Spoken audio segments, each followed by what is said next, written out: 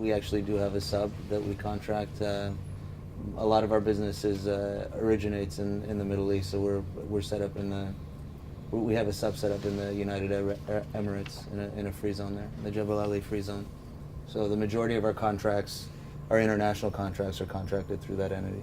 I mean, there's a myriad of ways that you can structure things. If you're going to be in, and it depends on, well, oftentimes it depends on the tax structures of the individual countries. But you know, you could have a U.S. parent company have a holding company overseas that then has subsidiaries in countries A, B, C, D, E. You could have the U.S. parent have brother-sister companies in country A, B, C, D, E. It really depends on the legal and the tax aspects and what's more favorable for the group. I think once again, you have to really look on a case-by-case basis to see what makes the most sense for the entity, what you're planning on, what you're doing, what you're planning on doing, where you're planning on doing it. Joe, I don't know if you want to add to that. Look, I've dealt with all forms of extremely complicated structures, and what I would, at a base level, emphasize is that you want to keep it simple as possible. Hopefully, you just have, if you can't, just one U.S., let's say C corporation or LLC, maybe all you need for a long time, and then change that structure and add on very carefully. But don't just listen to one advisor. Because a lot of people, they actually make a pretty good living off of all these complicated international structures, and some of them are not necessarily up to speed on all the tax rules, and it's just is there a guaranteed if you're going to have most of your worldwide income in the United States, you probably should have a U.S. entity, because U.S. investors and U.S. and counterparties worldwide want to deal with a U.S. company. They understand it, they understand the rules that govern it, they understand our laws are enforceable here. If most of your worldwide income is going to be outside of the United States, then you should think about an international structure. That's the basic coverage of that. I mean, if you think about it logically, if you were going to expand overseas and you've got lower tax rates, you're going to try to shift as much of your profits to those lower tax rate areas and use the after-tax dollars to use it to expand in other countries overseas, as opposed to bringing everything back to the U.S., where you could have a higher tax rate and therefore less money to reinvest.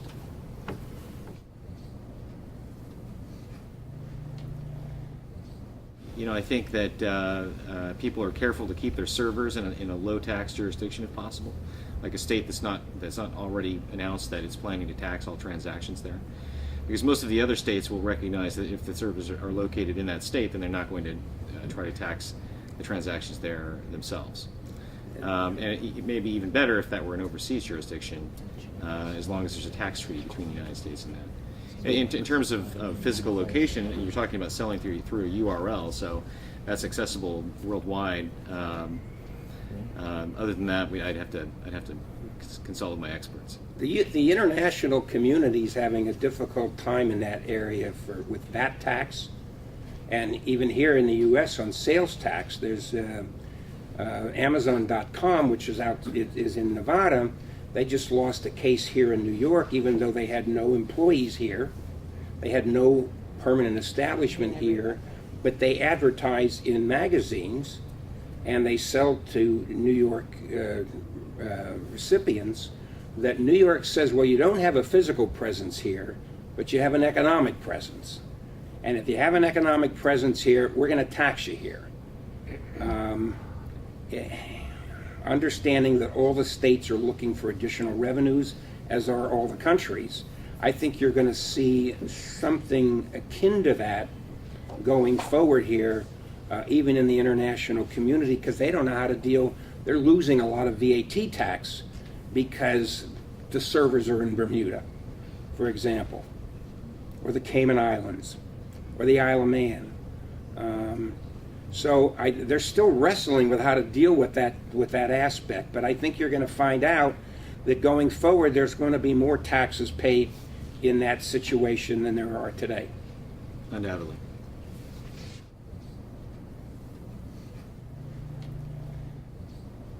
Supposedly the world is getting smaller, but yet we as a country only have tax treaty with one South American country. And believe it or not, it's Venezuela, which I spent a week there once. It's another story. We had a little tax dispute.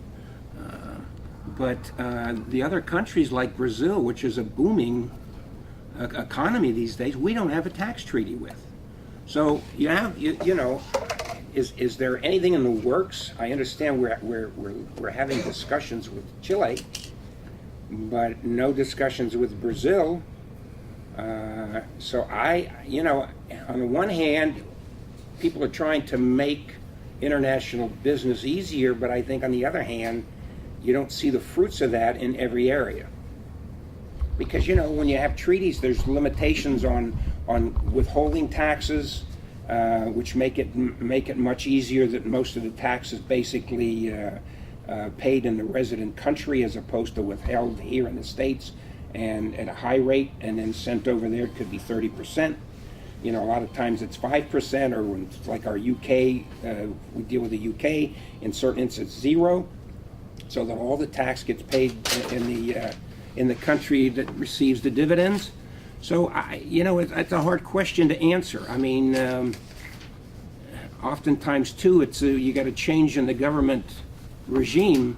You get a shift in the thinking that the government is in the foreign country is undertaking. In Mexico, they call it ventanilla única, window for doing business. I'll give you a copy later. And it's very, very extensive. It goes a lot of things here. Well, they're very, very big on transfer pricing issues also.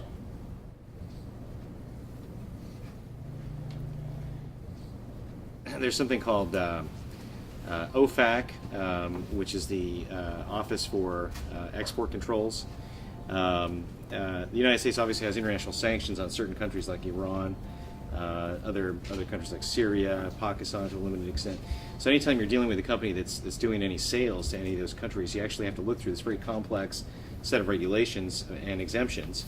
You know, for instance, you generally can't sell anything to Iran, except there are exemptions for food and other humanitarian things. And there's also an extensive list of specially designated persons that you can't sell to in each of these countries. So just something to keep in mind. I had a situation with what we just discussed in the transfer pricing scenario. I had goods being imported into the U.S. We've done a tax transfer pricing study to make sure that the sale from the foreign subsidiary into the U.S., we have substantiation for the price charged. Well, it seems that Customs has their own transfer pricing scenario, which is substantially different than the tax one. So you could end up paying tax on goods that you import into this country and pay the profit on that tax, and let's say you bring it in here at $1, but Customs, because of the customs and duties, they think it should be brought in at $3. So you have two governmental agencies that are in dispute, and we just finished a case, a very difficult one. And it's, you know, like most things in the world, we came out in the middle. One of our clients, actually a newly awardee of the President's E-Award, the highest award for export achievement, Signature Fencing, they actually manufacture temporary fencing and flooring right here in New York City.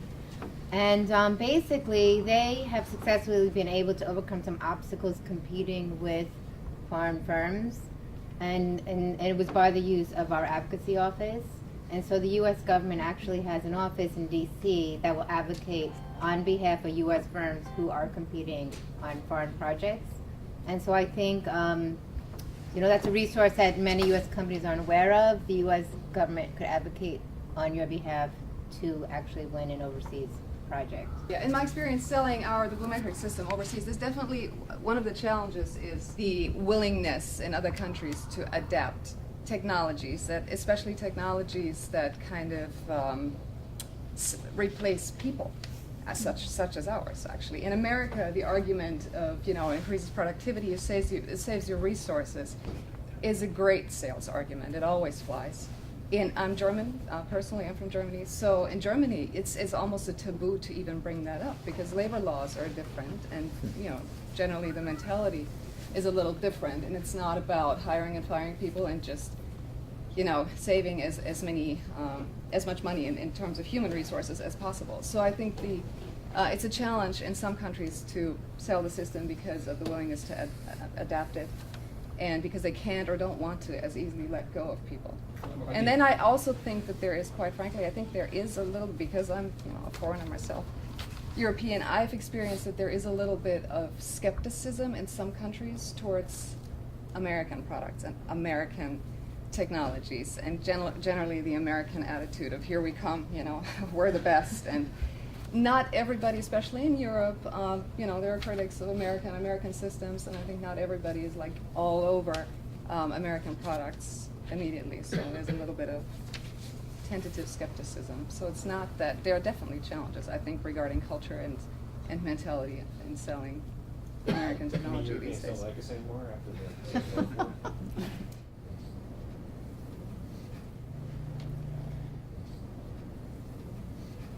I think the U.S.-India IP protection issues are almost like that of dealing with Japan or Western Europe, because India's got a very developed legal system.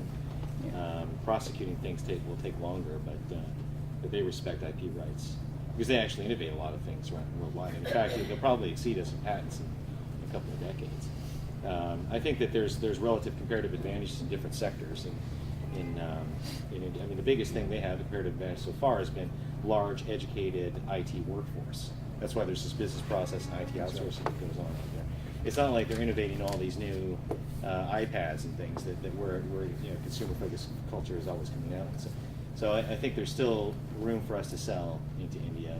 At the same time, whenever I look at these companies that are trying to list in the United States, there's a giant increasing list of these companies with 100+ million in revenue in every segment of every, and they all sell their stuff cheaper than we do. So we definitely have to work hard to compete worldwide.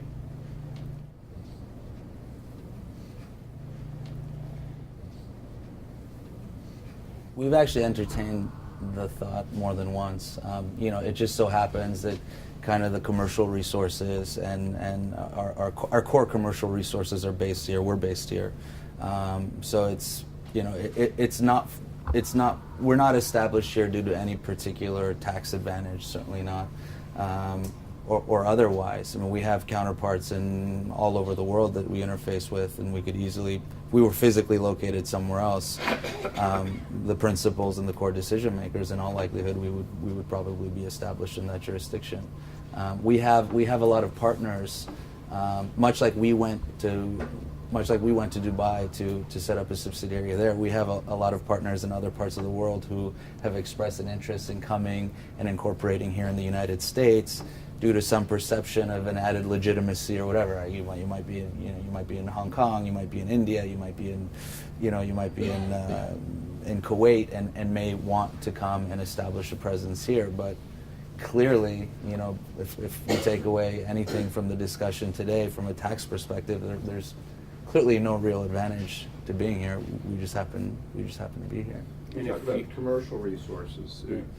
Banking? No. Traders specifically. So our business, where we're trading the capacity and the voice bandwidth.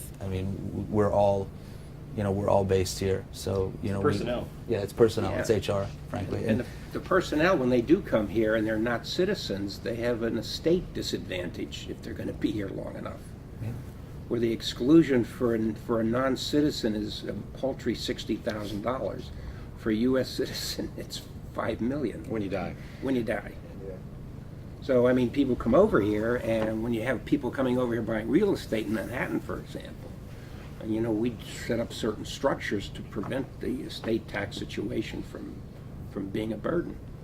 But What's the estate tax rate? 35% or? it's 45. But who knows where it's going to be next year?